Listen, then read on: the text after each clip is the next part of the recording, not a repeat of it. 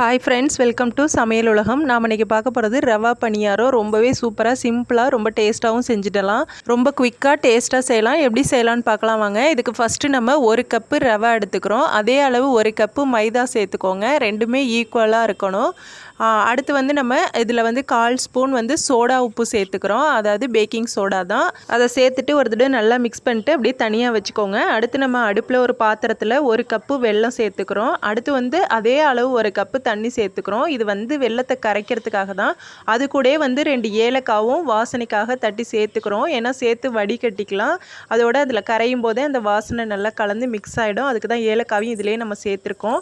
நல்லா வெல்லம் கரைஞ்சதுக்கப்புறம் ஆஃப் பண்ணிவிட்டு நம்ம கலந்து வச்சுருக்க அந்த மாவோட இதை ஊற்ற வேண்டியதான். அதாவது இந்த நம்ம ரெடி பண்ணி வச்சுருந்த ரவா மைதா கூட தான் நம்ம இந்த பாகு வந்து ஊற்றிக்கிறோம். அதாவது எந்த பாகுபதமும் தேவையில்லை, வெல்லம் கரைஞ்சாலே போதும்.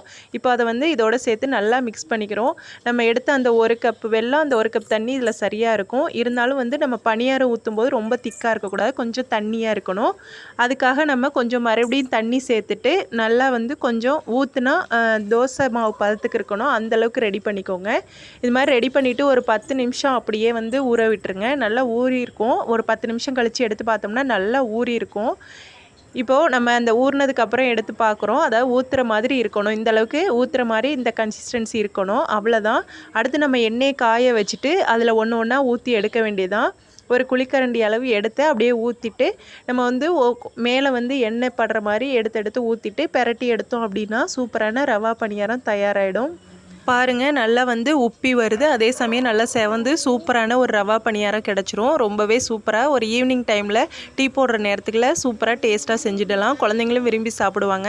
இதே மாதிரி மீதி இருக்க மாவையும் நம்ம ஒன்று ஒன்றா ஊற்றி எடுத்து சுட்டு எடுத்துக்கிறோம். அவ்வளோதான், சூப்பரான ரவா பனியாரம் தயாராகிடும்.